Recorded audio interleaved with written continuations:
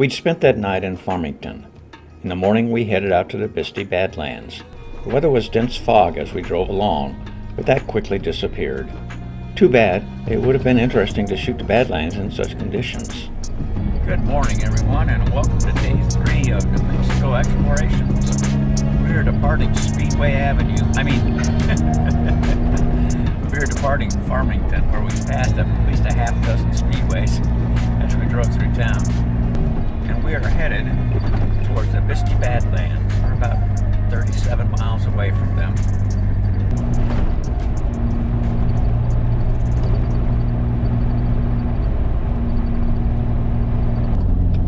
This is pretty dense fog here. Wow.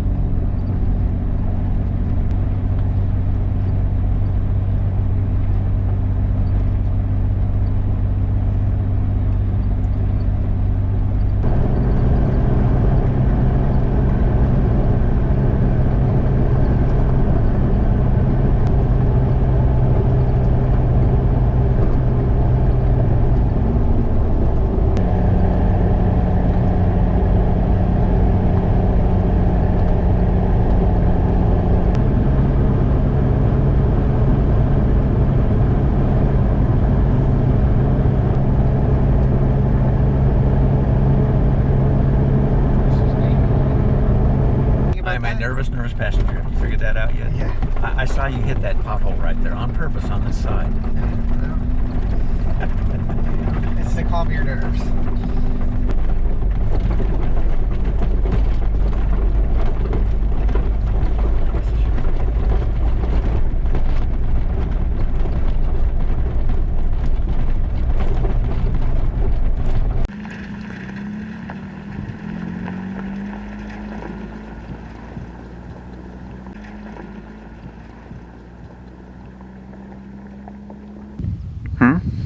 No, 24.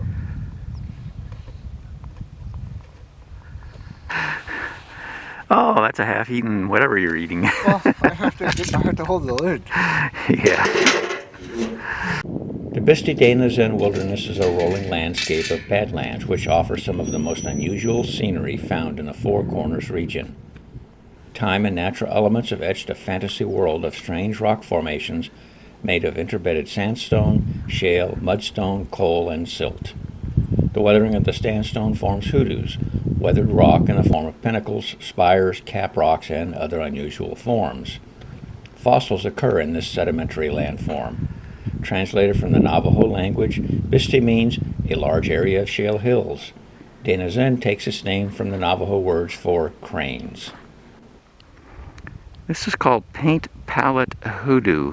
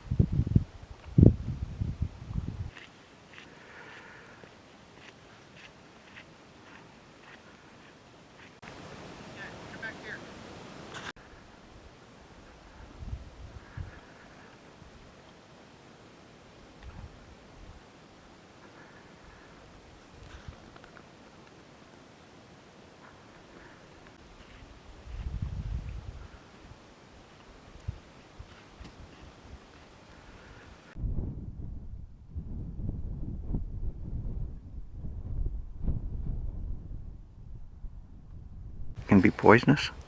It's an acid. Shoots An acid acid, out. that's I think right, It's formic yeah. acid, actually.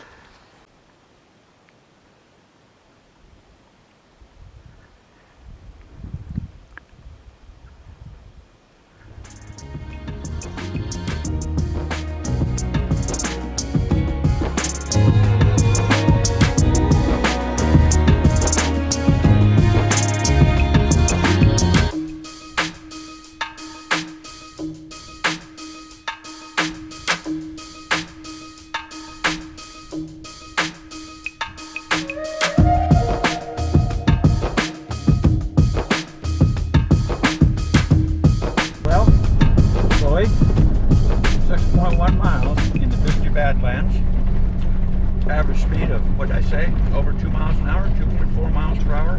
Yeah. It's a good day of hiking. Wore me out. Weren't able to do quite as much as I would have liked to have done, but still got to see a lot of really neat stuff. 3.5 hours total hiking time. So we are headed out of here. Last day of our trip. We've done the 3 major things we wanted to do, plus a couple of small little side trips. And that would have been on day 1 El Malpaí, on day 2 Chaco Cultural Natural Historical Site, or monument, whatever it's called. And finally today, the Bisti. Got a good hike in today. What was your favorite? This is really good. I always like Chaco. Chaco's always nice to go to visit.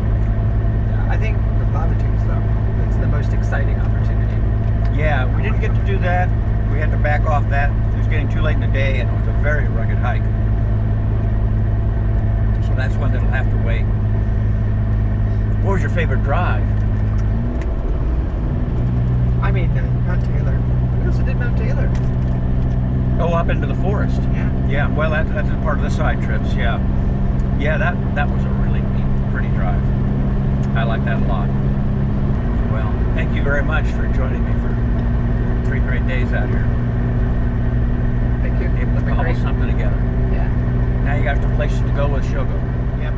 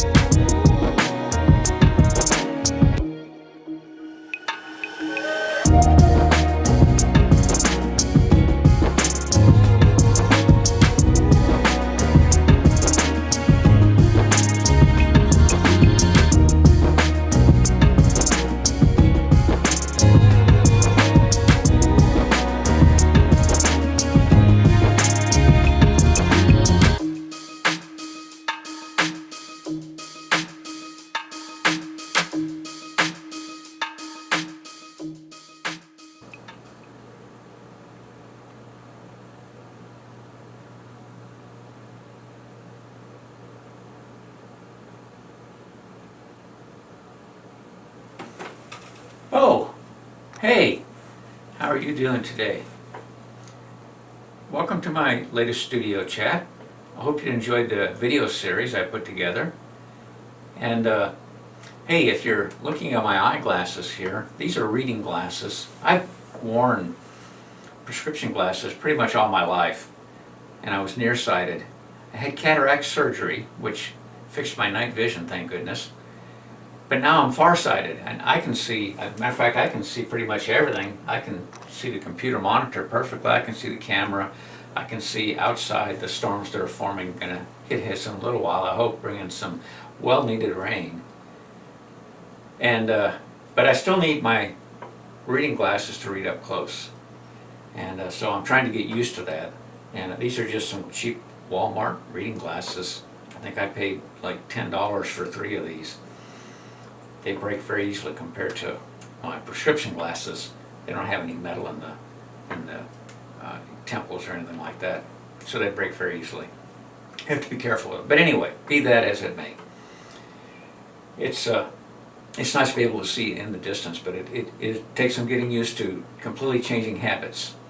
Because I sit down to read a book, and then I realize I need my glasses. Because I've taken my glasses off, because for years I took my glasses off to read. Speaking of reading books, the book I'm currently reading is related to overlanding. It's called Blue Highways. I believe it dates back to the 70s. It's written by William Least Heat Moon. This is a really good book. He decided he just wanted to go for a drive and spent a long time on the drive and taking what he called the blue highways. The blue highways were the highways were marked in blue on the maps that he was using. And so it's kind of a term I've picked up. I like that way, because you've probably noticed I do a lot of driving of back roads, especially when I'm traveling somewhere. You saw that if you watched the first video. I even highlighted on some of the more recent ones saying the trip out. If you're going to Moab, you don't have to drive 70 or 40 or whatever the nearest interstate is and then turn north or south and head to Moab on what is finally a blue road, if you will, a secondary road. You can take those for much longer distances. Yes, it does take more time, but it makes the route a lot more interesting. There's a lot of interesting back roads out there, and you meet a lot of interesting people, and that's what's really great about this book is he talks about the people he meets. And that, I think that's one of the key components of overlanding, is getting out there and meeting people and talking to them. And I try and highlight that in my videos sometimes. I don't do a very good job on it because I don't like to shove a camera in most people's face. But every now and then I'll catch somebody and say, hey, can I take your picture at least? And then I'll acknowledge them on the video. There were a few people that I met during this trip, and I didn't get any pictures of them, but I do describe them on my Facebook album. A couple of people that I met at the KOA there in Grants. Anyway, that's a lot off the way talking. By the way, what I was reading here, this is a fellow, AdventureTaco.com, and he writes up some really great reports. He doesn't do videos that I've ever seen, but he writes up some really great reports on his trips, mostly all around the western United States. And he's a lot into mines, he knows a lot about them, he does a lot of hiking. So if you liked some of the hiking and things that you saw us doing on this trip, which is something that we don't do on every trip, this is the guy you probably should take a look at it. I'll put a link to his webpage so that you can find that. I'll put a link in the description for this video. I have another friend also who also only does it by riding, and that's Sean. He's Canadian, but he likes to travel to the U.S., him and his wife, and do overlanding around the U.S. And he has a lot of neat adventures and some good photography. I'll put a link to his page also. You might enjoy that. He drives a 4Runner. Of course, Adventure Taco, my friend Dan, I think you can kind of guess what he drives. Anyway, my list here, let's see. One of the things I wanted to talk about was the preparation of maps for this trip. I used Google Earth to plot most of the maps, and it worked great. And when we were preparing the map for the route from Grants up to Chaco Canyon, Google offered 2 ways. Now I know there's 2 ways into Chaco Canyon. One comes from 550, which I had driven before years ago, and the other comes up from I-40, which Chloe had driven. one of the two routes was the way that Chloe had driven. The other was not the route from 550, because that would have been, you'd had to go all the way back to Albuquerque, go up 25 to Bernalillo, and then cut off on 550 to come back over to whatever that route is that takes you into the other entrance to Chaco Canyon. So that's not what that was. It was a much longer route, but it went up towards Mount Taylor. I recognized that immediately. As soon as I looked at the map, I was kind of, well, that's got to be, taking you up towards Mount Taylor. And it did. It took us up to Cibola National Forest. It had a lot, as I looked at the map, there were just a lot of squiggly lines. I was kind of like, this looks like a lot more fun than going on the route that would have been out of Milan, which was about 8 or 10 miles maybe down the road from where we were staying at the KOA. And it ended up being, a lot of it duplicated the route that Chloe had taken because we had to come so far back down. And it turned out to be a good route. Of course, you saw the one place there where we're discussing that, hey, we're not on the road. Why are we not on, Chloe says, why are we not on the road? And she caught it real quick. We hadn't gone more than a few hundred yards past where the turnoff was supposed to be. And there's a certain irony there. I don't like generally to give out GPX files. I would rather have people use their own mapping software, and I use Google Maps a lot. You can use it for a lot of off-highway destinations you may not be aware of. I plotted Elephant Hill Trail on Google Maps. I plotted going to the Dollhouse in Canyonlands, Maze District on Google Maps. So there's a lot of remote places you can go using Google Maps. Sometimes you have to put in lat-long coordinates, but you can use Google Earth, get those lat-long coordinates, transpose them over to Google Maps, and plot your route. And the reason I like that people who plot their own routes is A, they become familiar with the route because they planned it themselves, and B, more importantly, they're getting the more current information. Well, the irony is we didn't have the current information because the road was not there. Absolutely, there was no road there. It was too steep down to have ever been a road. So I have no idea why they had that marked as a road. And by the way, if you look the map up on Gaia, you'll also see the same road plotted on there. It's not there, does not exist. Drone usage. We used a drone one time just up in the Cibola National Forest. I used, before you fly, the FAA app to verify that it's legal to fly in each given area. El Malpaí, there were a few very constrained areas where it was legal to fly a drone. You could fly a drone in that technically, and before you fly said okay, but boy, as soon as you went off the edge of that road, no fly zone. And so I decided I didn't want to even attempt that. So that pretty much eliminated most of El Malpaí, although on the south end there were some areas that you couldn't fly within the National Monument, but you could fly to the south of it. And we didn't attempt that. I wasn't even sure if my drone would take off because we'd be right there on the road, which is right where the border ended for the no-fly zone, and the drone may just say, no, I'm not going to fly here, because it has that software that checks to see if you're in a legal area. It's not always right. Before you fly is the legal way. And the Chaco Canyon, no flying of the drones in the National Park Service run facility, no flying in National Park Service run facilities.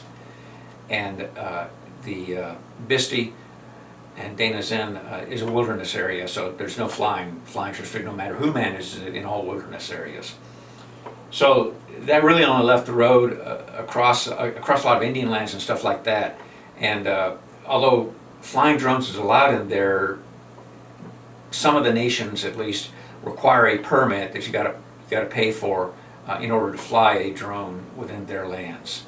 And I didn't want to go through that. So we chose we didn't fly the drone except for that one area in Cibola where I knew USFS was cool with it, and there was nobody around us anyway. So what's the next thing? JT Spats. And you're probably wondering, what is a JT Spat? Maybe you're not. You know, my tires on my Gladiator poke out just a little further than I'm comfortable with. So what I have is 2 front left and 2 front... you're right in the middle of my video.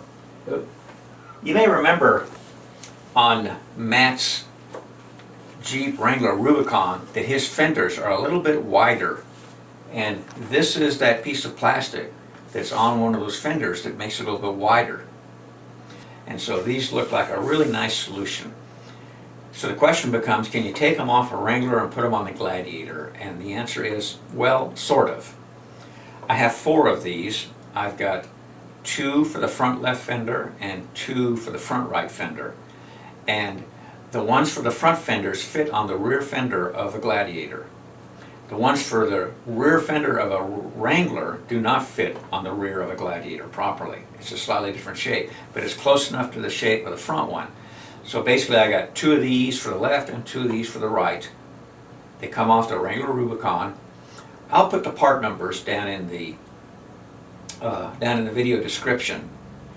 They bolt on, some of them with existing holes using plastic rivets. You need a plastic rivets and plastic rivet gun, not a metal rivet gun. It's a different tool. On the other one, you'll want to drill a couple of holes to give a little bit extra strength.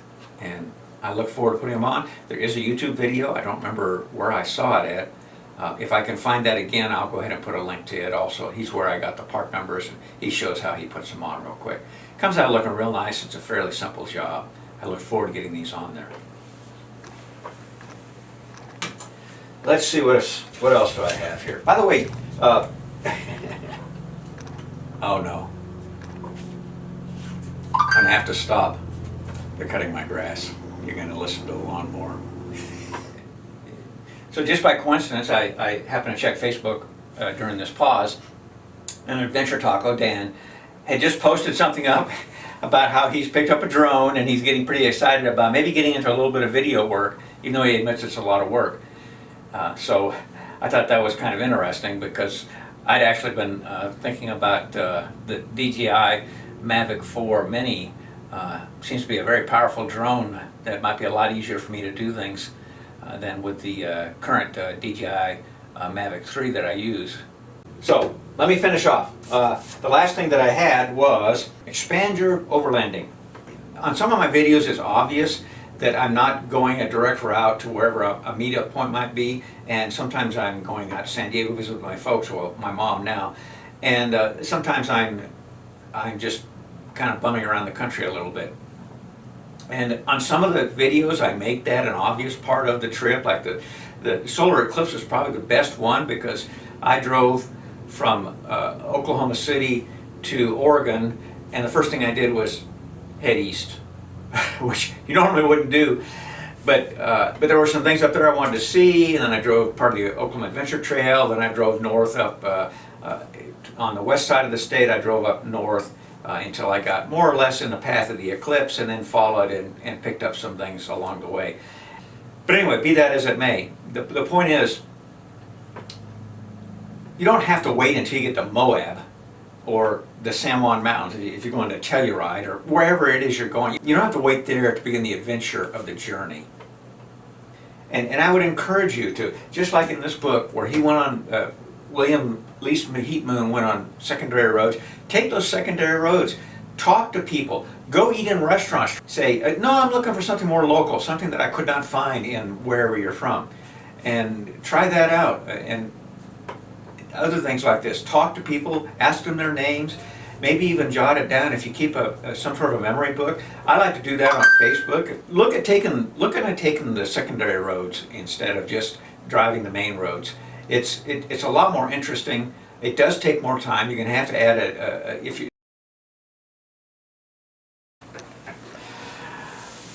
Okay.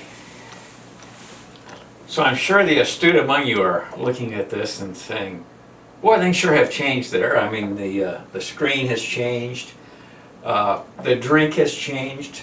I have moved from coffee to beer because I've gotten so many interruptions in trying to put this video together. It's just been absolutely ridiculous. My daughter called again, a second time, or it might have even been a third time. No, I told her don't call me this morning because I was busy with something else. And what was I doing this morning? I don't even remember what I was doing this morning. And but she normally calls me once or twice a day during the week because she's not driving to and from work down there in New Mexico, and so she has a little bit of time while she's in her car, and so she talks to me, which is nice.